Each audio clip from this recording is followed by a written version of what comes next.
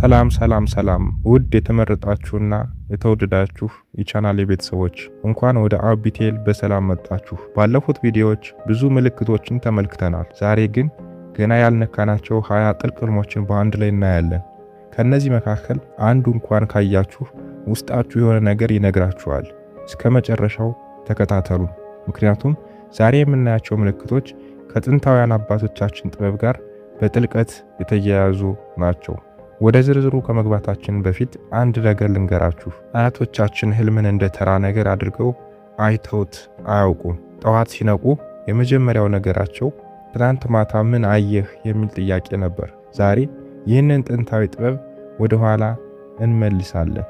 ህልም 1 ከከፍታ መውደቅ ግን መሬት አለመንካት። ተራ ሰው በህልሙ ከከፍታ ሲወድቅ በድንጋጤ ይነቃል፣ ልቡ በፍጥነት ይመታል። ለተመረጠ ነፍስ ግን ይህ ልምድ የተለየ ትርጉም አለው። መሬት ላይ ሳትደርሱ ወይም ምንም ጉዳት ሳይደርስባችሁ ስትወድቁ ካያችሁ ይህ ማለት በህይወታችሁ የምትፈሩት ውድቀት በእውነቱ ውድቀት አይደለም ማለት ነው። ጽንፈ ዓለሙ የሆነ ነገር እየነገራችሁ ነው። የምትፈሩት ነገር ቢመጣ እንኳ የሚደግፋችሁ እጅ ወይም ኃይል እንዳለ ነው። ብዙ ጊዜ ይህ ህልም ትልቅ ለውጥ ወይም ስጋት ያለበት ውሳኔ ከመወሰናችሁ በፊት ይመጣል። እናም እየነገራችሁ ያለው ነገር ብቻችሁን እንዳልሆናችሁ ነው። ህልም 2 ወርቅ ወይም ሀብት ማግኘት። በህልማችሁ ወርቅ፣ ሳንቲም ወይም የተደበቀ ሀብት ስታገኙ ካያችሁ ይህ ስለ ገንዘብ ብቻ የሚናገር ህልም አይደለም። ጥንታውያን ጠቢባን ወርቅን ከውስጣዊ ጥበብና ከተደበቀ ተሰጥኦ ጋር ያያይዙት ነበር። ይህ ህልም እየነገራችሁ ያለው በውስጣችሁ የተደበቀ ተሰጥኦ ወይም ጥበብ ገና እንዳልተነካ ወይም እንዳልታወቀ ነው። ያገኛችሁት ወርቅ የበለጠ ባገኛችሁት ቁጥር ይህ ማለት ወደ ውስጣችሁ ይበልጥ ስትጠጉ የበለጠ ሀብት ታገኛላችሁ ማለት ነው። ይህ ሀብት ግን ቁሳዊ ብቻ ሳይሆን መንፈሳዊም ጭምር ነው። ህልም 3 እርቃናችሁን በሰዎች መካከል ያለ ምንም ሀፍረት መሆን። ተራ ህልም ውስጥ ይህ ትልቅ ሀፍረትና ድንጋጤ ያመጣል። ለተመረጠ ነፍስ ግን ያለ ሀፍረት ይህንን ስታዩ ይህ ማለት ማንነታችሁን ያለ ጭንብል ለዓለም የማሳየት ዝግጁነት እያደረገ ነው ማለት ነው። ልብሳችሁ በህልም ውስጥ ጭንብላችሁን ማንነታችሁን የምትደብቁበት መንገድ ይወክላል። ያለ ልብስ ስትቆሙና ምንም ሀፍረት ካልተሰማችሁ ይህ ማለት ማንነታችሁን ሙሉ በሙሉ ተቀብላችሁ ለዓለም ለማሳየት ተዘጋጅታችኋል ማለት ነው። ህልም 4 ልጅ መውለድ ወይም ህፃን መያዝ። ወንድም ሆነ ሴት ይህ ህልም ስለ ልጅ ብቻ የሚናገር አይደለም። ልጅ በህልም ቋንቋ ውስጥ አዲስ ጅምርን፣ አዲስ ፕሮጀክትን ወይም አዲስ የህይወት ምዕራፍን ይወክላል። ልጅ ስትወልዱ ወይም ህፃን ስትይዙ ካያችሁ ይህ ማለት በውስጣችሁ አዲስ ነገር እየተወለደ ነው ማለት ነው። ሐሳብ፣ ራዕይ ወይም ዓላማ። ህፃኑ ጤናማና ደስተኛ ሆኖ ከታያችሁ ይህ አዲሱ ጅምራችሁ ጠንካራ መሰረት እንዳለው የሚያሳይ ምልክት ነው። ህልም 5 እሳት የማያቃጥላችሁ ከሆነ ይህ ከሁሉም እጅግ ኃይለኛ ምልክቶች አንዱ ነው። በህልማችሁ በእሳት ውስጥ ሆናችሁ ወይም እሳት ነክታችሁ ምንም ጉዳት ሳይደርስባችሁ ካያችሁ ይህ ማለት በህይወታችሁ ውስጥ ያለፋችሁበት ፈተና እናንተን አላቃጠላችሁም፣ ይልቁንም አጠነክራችሁ ማለት ነው። ጥንታውያን ወጎች እሳትን እንደ ማንጻትና እንደ ለውጥ ኃይል ይመለከቱት ነበር። ይህ ህልም እየነገራችሁ ያለው ከባድ ጊዜ ውስጥ አልፋችሁም ከሆነ ያ ጊዜ የእናንተ ኃይል ገልጦታል እንጂ አላጠፋችሁም እንደማለት ነው። ህልም 6 ንስር ወይም ትልቅ ወፍ ከላያችሁ ሲበር ካያችሁ። ንስር ወይም ትልቅ ወፍ ከራሳችሁ በላይ ሲበር ካያችሁ ይህ በጥንታዊ ወግ ውስጥ ትልቅ ትርጉም አለው። ንስር ከፍታን፣ ራዕይንና ከምድር በላይ የማየት ችሎታን ይወክላል። ይህ ወፍ በህልማችሁ ሲከተላችሁ ወይም ሲጠብቃችሁ ካያችሁ ይህ ማለት ከምድራዊ ችግሮች በላይ የማየት ኃይል ተሰጥቷችኋል ማለት ነው። ብዙ ሰዎች በትንሽ ችግር ውስጥ ተጠምደው ትልቁን ስዕል ማየት ያቅታቸዋል። እናንተ ግን ይህንን ንስራዊ እይታ ተሰጥቷችኋል። ህልም 7 የሰርግ ወይም የጋብቻ ስነ ስርዓት። ይህ ህልም ስለ ትዳር ብቻ አይደለም። ጋብቻ በህልም ቋንቋ ውስጥ ውህደትን ይወክላል። በተለይ በእናንተ ውስጥ ያሉ ሁለት ተቃራኒ ጎኖች መገናኘትን፣ ምናልባት በምክንያታዊ አስተሳሰባችሁና በስሜታዊ ልባችሁ መካከል ወይም በአካላዊና በመንፈሳዊ ማንነታችሁ መካከል። ሰርግ በህልማችሁ ካያችሁ ይህ ማለት ውስጣችሁ ወደ ሙሉነት እየተጓዘ ነው ማለት ነው። ሁለት የተለያዩ ክፍሎቻችሁ አንድ እየሆኑ ነው። እስካሁን 7 ምልክቶችን ተመልክተናል። ገና ግን ብዙ ይቀረናል።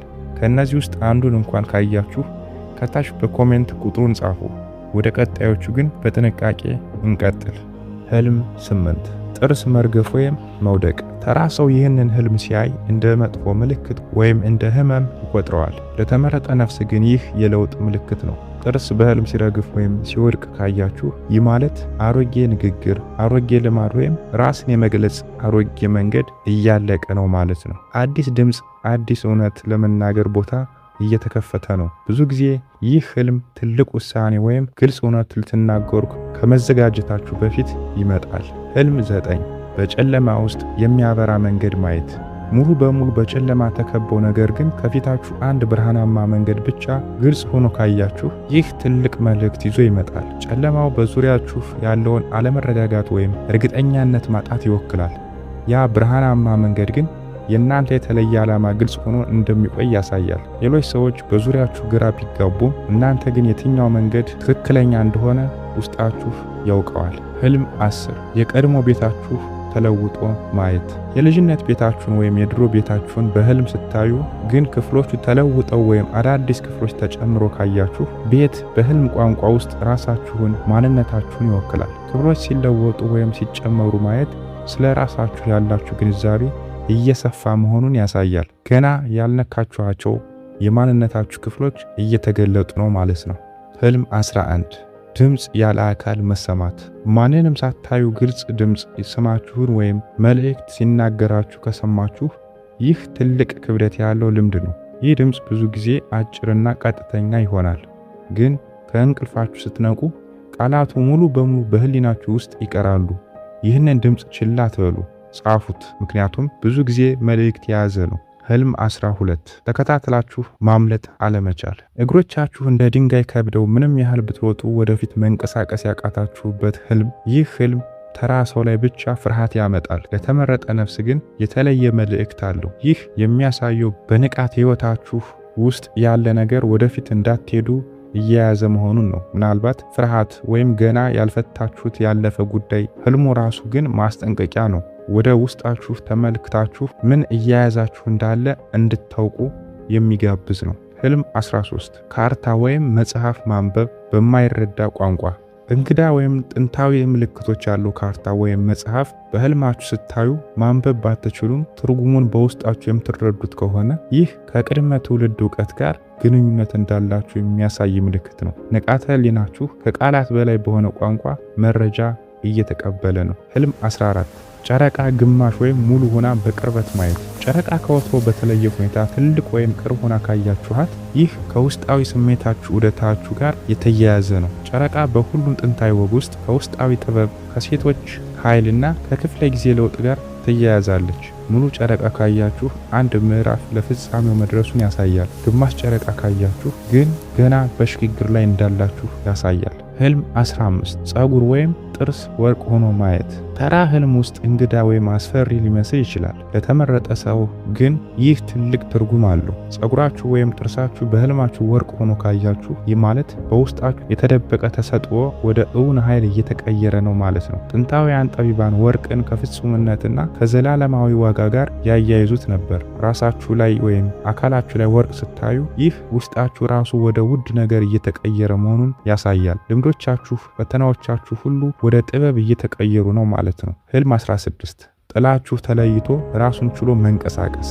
ጥላችሁ ከእናንተ ተለይቶ በራሱ ሲንቀሳቀስ፣ ሲናገር ወይም ሲመለከታችሁ ካያችሁ ብዙ ሰዎች ይህንን ያስፈራቸዋል። ለተመረጠ ሰው ግን ይህ ካልታወቀ የማንነት ክፍል ጋር የመገናኘት ምልክት ነው። ጥላ በጥንታዊ ወግ ውስጥ የተደበቀውን፣ ያልታወቀውን ወይም ያልተቀበልነውን የራሳችንን ክፍል ይወክላል። ጥላችሁ ወዳጃዊ ወይም ገለልተኛ ሆኖ ከታየ ይህ ማለት ከዚያ የተደበቀ ክፍላችሁ ጋር ሰላም መፍጠር እየጀመራችሁ ነው ማለት ነው። ይህ ሂደት ራስን ሙሉ በሙሉ የመቀበል ጉዞ አካል ነው። ህልም 17 ከሰማይ የሚወርድ ገመድ ወይም መሰላል። ከላይ ከሰማይ ገመድ ወይም መሰላል ሲወርድ ካያችሁ ብዙ ጊዜ ልትይዙት ወይም ልትወጡበት ግብዣ ይሰማችኋል። ይህ ምስል በብዙ ጥንታዊ ወጎች ውስጥ ትልቅ ቦታ አለው። ከምድር ወደ መንፈሳዊ ዓለም ቀጥተኛ ግንኙነት ምልክት ተደርጎ ይታያል። ይህንን ገመድ ወይም መሰላል ስትይዙ ወይም ስትወጡበት ካያችሁ ይህ ማለት ከላይኛው ጥበብ ጋር ቀጥተኛ ግንኙነት እየተከፈተላችሁ ነው ማለት ነው። ይህ ግንኙነት ብዙ ጊዜ ትልቅ ውሳኔ ወይም ግልጽነት ከመምጣቱ በፊት ይታያል። ህልም 18 ድንጋይ ወይም ክርስቲያል ብርሃን ሲፈነጥቅ ማየት። እጃችሁ ውስጥ ወይም ከፊታችሁ ያለ ተራ የሚመስል ድንጋይ ድንገት ብርሃን ሲፈነጥቅ ወይም ሲያበራ ካያችሁ ይህ የሚያሳየው የተደበቀ ውስጣዊ ኃይል መገለጥ መጀመሩን ነው። ድንጋይ በተለምዶ ጠንካራ ግን ተራና ዝምተኛ ነገር ተደርጎ ይታያል።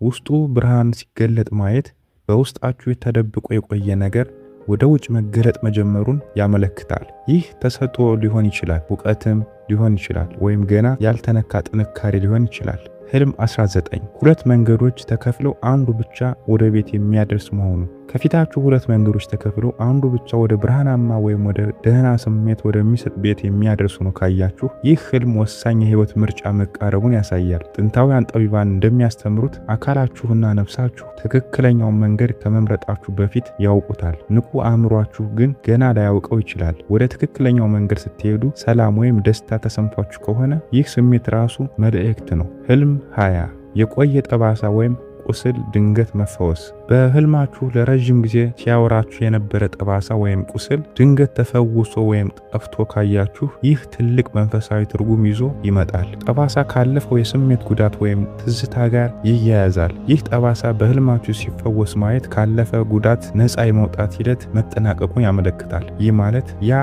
ያለፈ ህመም አሁን በእናንተ ላይ ስልጣን የለውም ማለት ነው። ከነዚህ 20 ህልሞች ውስጥ አንዱን እንኳን አይታችሁ ካወቃችሁ ከታች በኮሜንት መስጫው ላይ ቁጥሩን ጻፉልኝ። ይህ ቪዲዮ ጠቃሚ ሆኖ ካገኛችሁት ላይክ እና ሰብስክራይብ አድርጉ። የደወል ምልክቱንም ተጫኑ እና ለሚፈልገው ሰው ሼር አድርጉለት። ህልሞቻችሁን መጻፍ ቀጥሉ። ትርጉማቸው በጊዜ ሂደት ግልጽ ይሆናል። በሚቀጥለው ቪዲዮ እስክንገናኝ ድረስ ቸር ቆዩልኝ።